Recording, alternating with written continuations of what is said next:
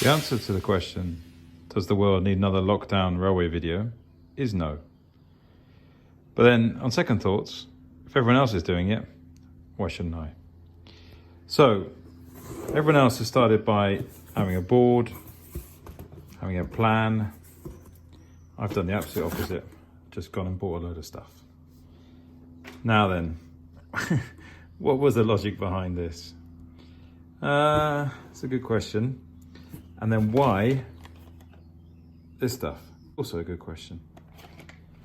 Now the answers are basically because I think this may be the best and everything else is unavailable. Probably in the other order. Everything else is unavailable. This may be the best. Let's see. Now then, why start like this? Because basically I've got no space. And so the best way of finding space surely is to have something to put in the space. So that's the plan. What I've done is I've bought a range of stuff from Tillig, that's how you pronounce it. What I'm looking to do is try and mix 009, or HOE as they say, with OO or HO. And Tillig do some amazing things. So look at this one. It's a 3-rail, so it's a mixture of HOE and HO. They do some great stuff. So what I'm going to do is open a few of these and just have a look at them. So let's have a look. It's a pretty big box, as you can see. So we've got a lot of packaging, but it is quite a big point. In true Blue Peter style, what I've done is got an open one beforehand. So this is a long right HO point. It comes in a box that I just showed you. And we get some goodies with it. And also some quite detailed paperwork. So as far as I can tell, English is a bit flaky, but basically it looks like a pretty good point. You see on the sides, it's been chemically blackened on the sides so that it may not need painting depending on your tastes. It's a very simple mechanism, you see, so there's no pivot points, it's just flexing the rail. And in fact here underneath, you see the rail is just in those holes. So either much more fragile than the standard Pico or more robust, let's see. Over here we got the electrical connections. So if I get this right, the middle rail there is connected to the outside. The frog is connected to the rails that go on, and then they have an electrical connection point. Judging by the paperwork, which is here, once connected up using a point motor, then so these rails all become one electrical unit over here, and the rest of it is live. That's right, you see it here. So this middle point and the blades are live from the outside rails, and then these rails here are all going to be one electrical unit. So looks pretty good, eh? Quite happy with it. There's no spring as well, so let's see how that works out. All of this is pretty new to me, to be honest, but I'm pretty excited. Now, something that's interesting, I think, is a direct comparison. So this is the this is the HOE point. And I thought it might be interesting to compare it to the Pico 009 point. So the Pico 009 point comes much less enthusiastic packaging, that's for sure, which is probably good. But we take this one out. I didn't prepare this one beforehand. Yeah, that was a mistake. So we take that one out. Obviously this is set track. I presume the Streamline one would look a bit bigger. But you see, they're the same gauge. This is code 83 rail. So all the HO scale rail is the same, whereas this one is obviously code, I think it's 55, isn't it? So it's a much smaller rail and a much smaller point. But you see over here, the Pico, these bits here that pivot with a spring in it, it's got a satisfying snap, but I found that very, very fragile. And underneath, we got electrical connections across there. But the blades are taking power from the sides and from across here. So this is one electrical unit, all of this. That's right. Yeah, the blades are connected to there, similarly across there. So this is an Insel Frog set track point, correct? You see there's quite a big lump of plastic here as well, which I know caused me problems. If we compare that to the Tilling one, quite a big difference. Put them down. Quite a big difference in the amount of plastic and obviously the size. Slightly unfair comparison, but definitely this piece here I like a lot. The fact that we haven't got this fairly artificial switching area, which has got the blades flexing. Now how that's going to work in reality with a train to be seen. So the Tilling stuff, you get this kind of goodie bag with it, which is dummy point motor covers, which would be quite nice, I think. And you get a bit of kind of cable tray or cable cover. Plus you get the fish plates in there as well. So that's it, right? So that's the difference. I think the comparison with Bullhead would be a fairer comparison, probably. But that's a bit out of my comfort zone. As you can tell, I'm not the most expert person in all of this. So I'm looking at it with fresh eyes. Maybe that's the way of saying it. That's the positive way of putting it. I'm looking at it with fresh eyes. I notice this electrical connection here makes a bit of a bump. I wonder if that's going to impact how it lays. Anyway, to be seen. So the funky stuff I've got. Basically, my idea was to buy one of all the interesting types of points, just to have a look at them. So this is a left-hand HOE, so narrow gauge. Then we got the long radius HO point, which looks very nice, to be honest. Now, if I have the space to use it as something else. Then this one's still in the box, if we can see it. This is, so it's 3 rail this way with the narrow gauge turning off it with a point mechanism, so you can choose the narrow gauge carry on or turn off. Also, this is 2 pieces I've put together. So this one is interesting. This is switching the narrow gauge. It's a 3 rail piece of track. It switches the narrow gauge from this side, comes along here. Then if I move it along, it switches it back again. This is 2 pieces put together, so you can change the amount of space in between.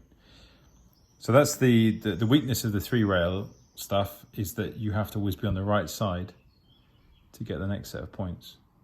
That's that. Then we have this one, which looks similar to the previous one, except for there's no 3 rail going on. So in fact, this isn't a point. There's no moving pieces in it. The narrow gauge just turns off. See that? I think this is cool. I think this is going to be fantastic. This mix of the track, I think it's going to be brilliant. Now, how I'm going to use it and what the setup is and what the premise behind it is. But look at that, man. No? There's got to be something cool to be done with that. If I can find the space, something else. But I'm imagining this, I'm going to need a run of probably this piece with this on the end. Should be something cool.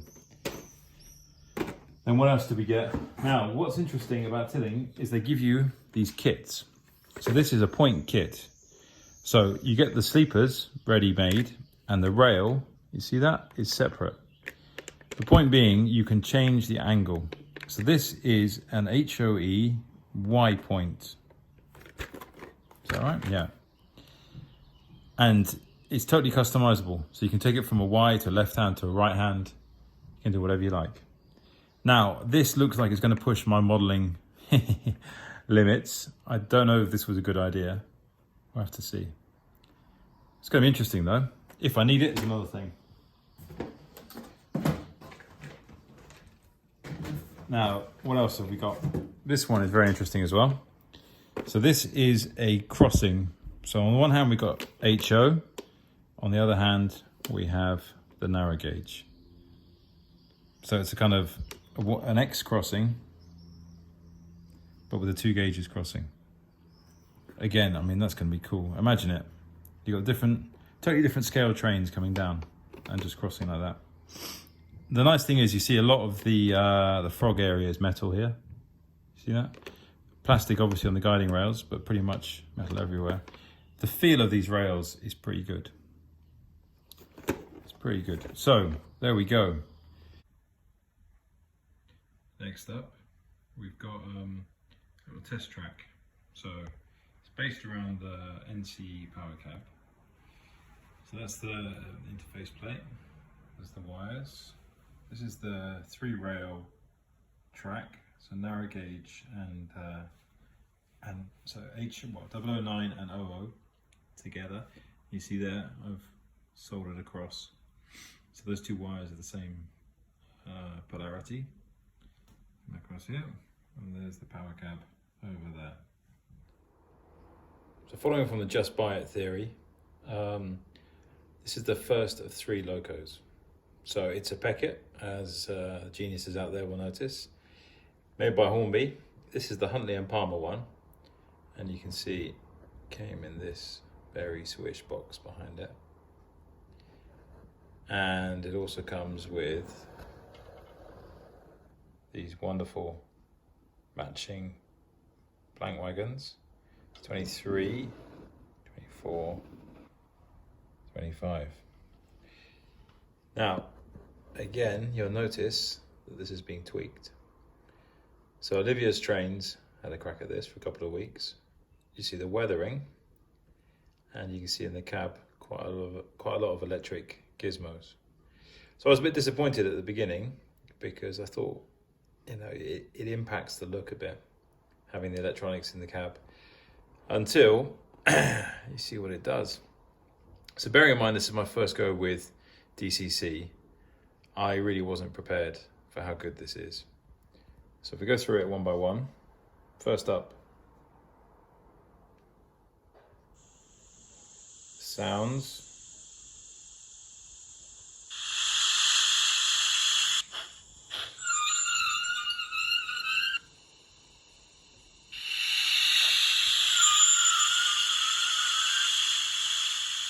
That's the standard running sound. And you'll notice it's got stay alive as well, so it's just incredibly smooth. Got a whistle. Another whistle. So we've got a light. This is the flicker.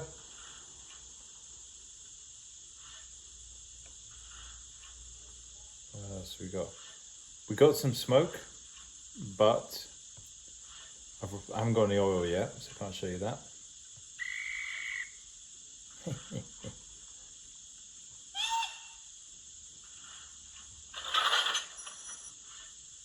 And the sounds go on and on. It's just brilliant.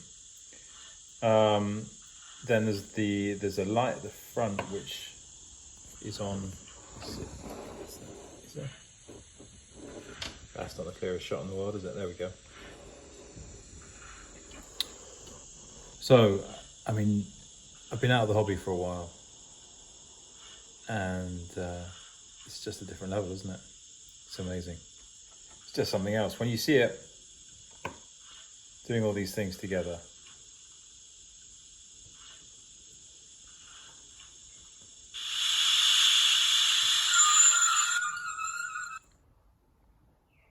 loco number 2, Bachmann Baldwin, 009. As you can see, it's sitting comfortably on the middle rail and the outside rail, and it's been tweaked as well. So it's had a few little modifications. I mean, it's a brilliant little loco, but just gets even better. So let's go through it. First up, bit of running.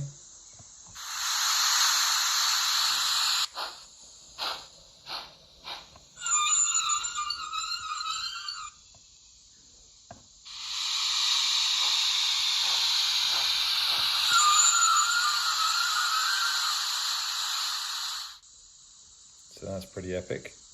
Again, it's got the stay alive in it. It changes everything. See how smooth that was?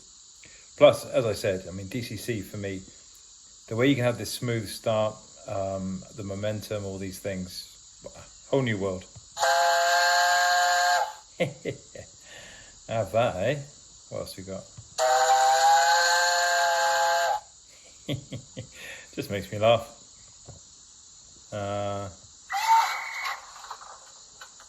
Little flicker, the old firebox. Someone shoveling hard in there.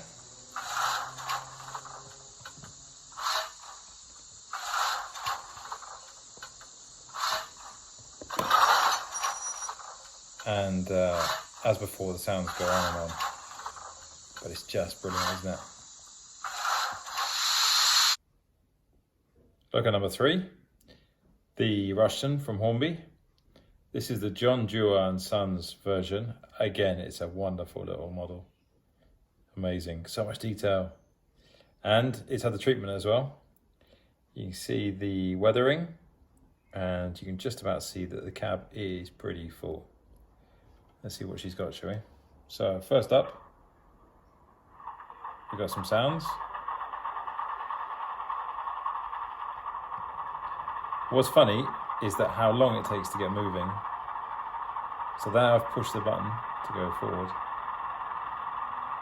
Still thinking about it, and it's off. And coming back, seems faster. Instant movement.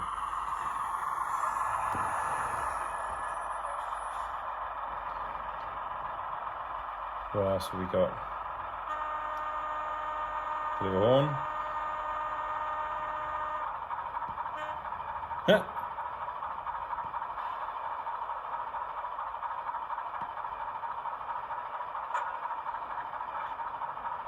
Some other sounds. Bit of a cab light. Look at that. It's nice, isn't it?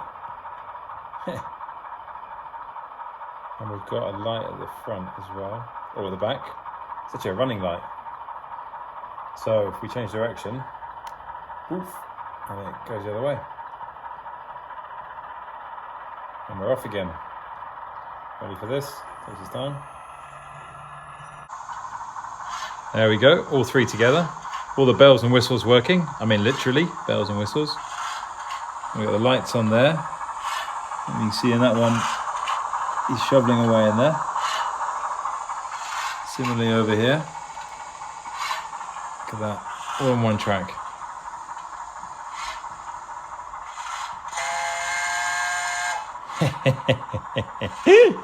Oh, that's brilliant, isn't it?